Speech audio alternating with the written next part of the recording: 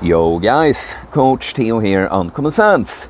Train to failure or be a failure. Yeah, I'm very happy with that title. And I'm gonna make a case for training to failure in this video for the sake of building muscle and for other reasons as well. Because as with many things in this information society, there's just like fitness and training content has just been over intellectualized. There's just way too much information, in this case around training to failure, circulating like you don't actually need to train to failure, it's actually not optimal, stimulus to fatigue, RPE 7 to 8 is actually better, this many reps in reserve, blah blah blah blah blah. Thing is, those things have their place, but it's just that the overwhelming majority of people don't really need to be thinking about that. Not training to failure is really something for either complete beginners, because of course, if you haven't trained, you never lifted a weight for years. Of course, you'd make some progress just going and doing something that's way short of your maximum.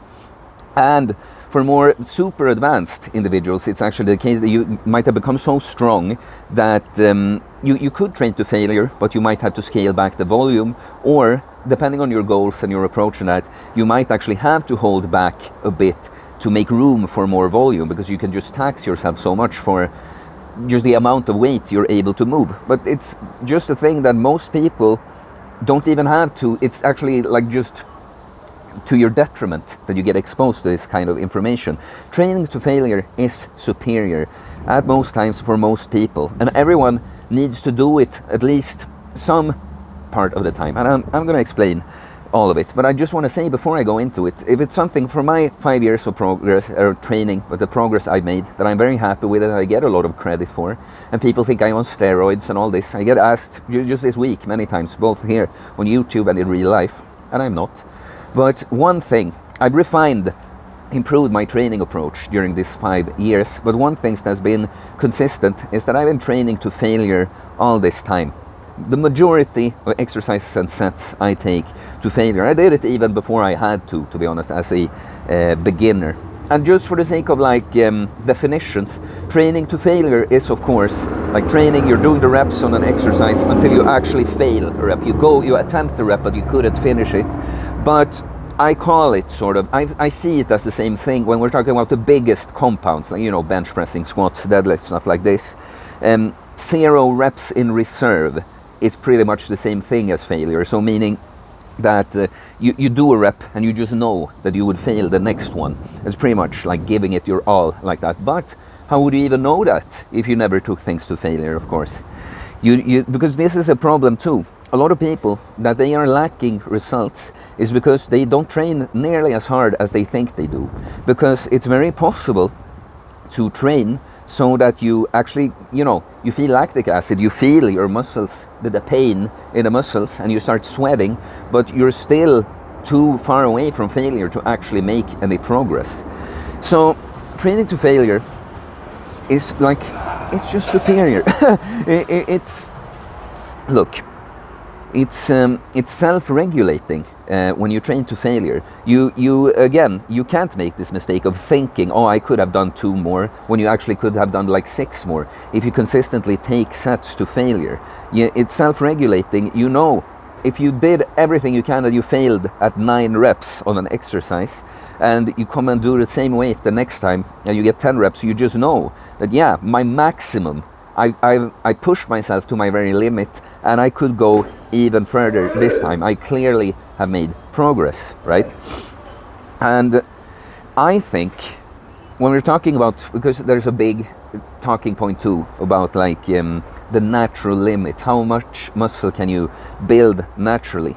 I think like the only way at a certain point to really push through and go beyond this perceived limit, because I'll say I don't think there is a natural limit really. Like, of course, because at some point age is gonna catch up and all this, you know. But if we take those things out, like I just think there's no like complete roof. I just think like the curve of your progress is gonna even out. You get, it's smaller and smaller increments of progress, but you will always, before age and stuff catches up, you know, which it will do. Not do as fast as most people would think, by the way, especially if you live a healthy lifestyle. But yeah, I don't really think there is a roof like that. But I think at a certain point to be able to push your body into, like, it's the body, it's going to take more and more for the body to be like, do we even have to adapt, you know? You're going to have to push it so hard that the body's like, if I'm going to have to do this again, I just have to adapt. I just have to. And yeah, like, to be honest, because there's a lot of science and shit that says like, oh, it's not really optimal, or you can't make the same kind of progress, blah blah blah blah blah blah. Thing is, my own science on myself and just studying other natural bodybuilders just says that one of the key things to amazing progress is pushing it really freaking hard. And there are like very successful natural bodybuilders that don't necessarily take every single set to failure like that, but they all do it sometimes, and they all have a very high training intensity, and because they do it sometimes, they know where their limit is, and they can always push it close enough to failure.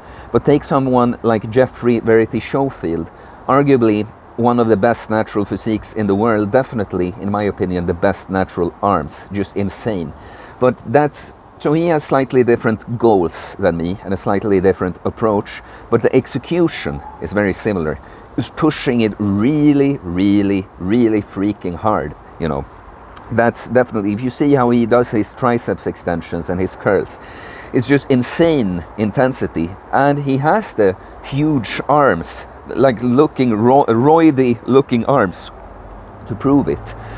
So apart from this, that I really think it's optimal for muscle growth like this, I'll say, by the way, for strength, if you're like a powerlifter or something, it's not necessarily optimal. Like, you would still need to do it every once in a while, again, to know where your limit is so you can program accordingly.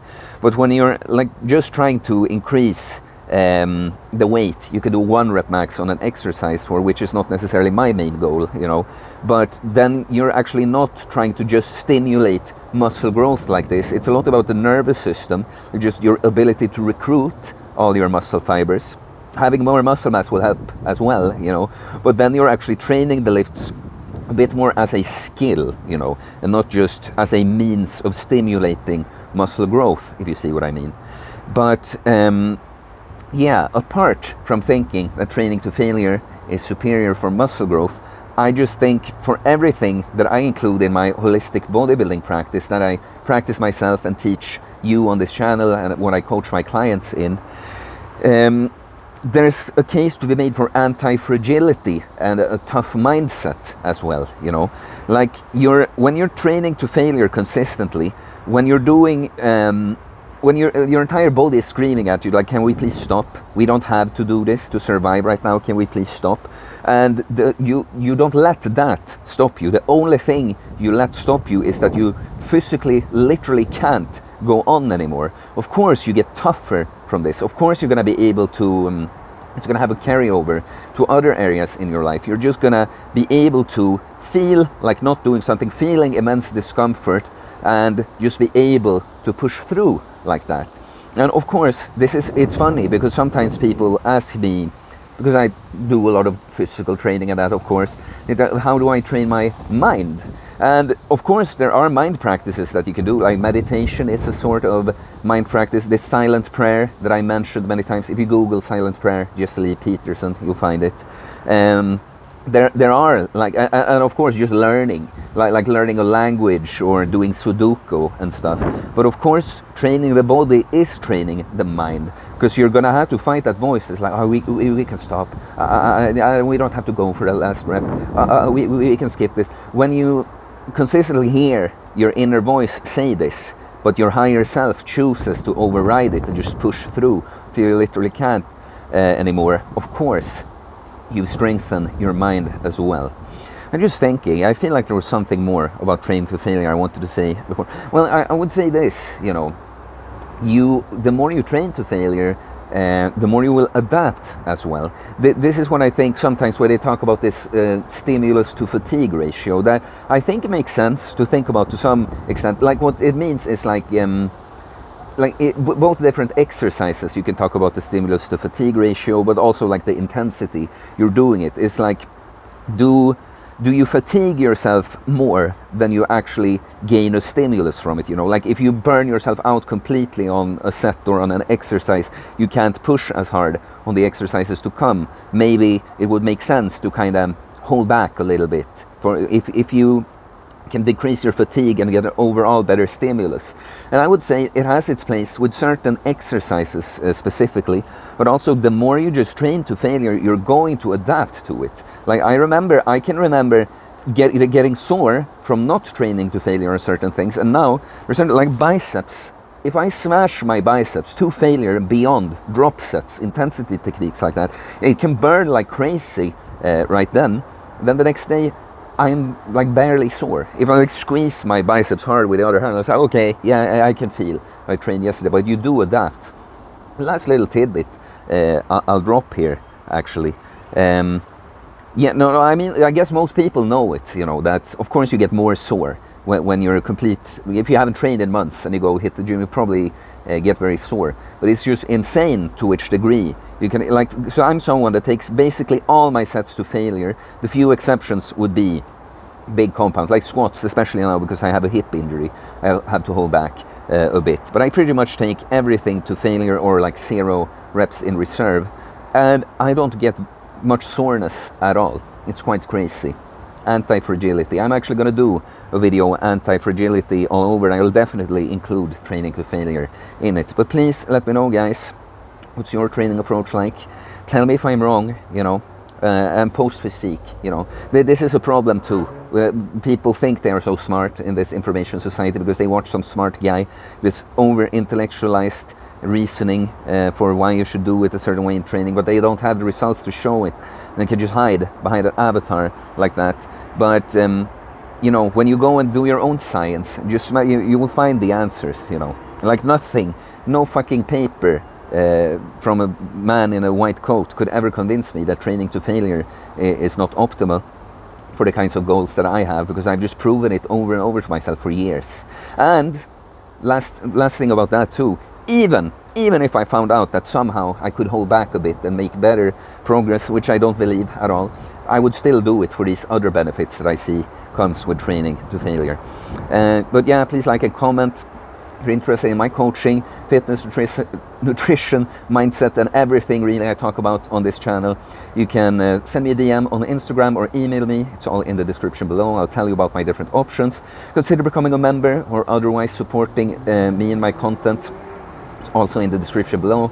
And please subscribe for more content about fitness, fasting, losing weight, building muscle, self-improvement, stoicism, mental health, philosophy, spirituality, mindset. It is a mindset. Guys, train to failure or be a failure. Peace.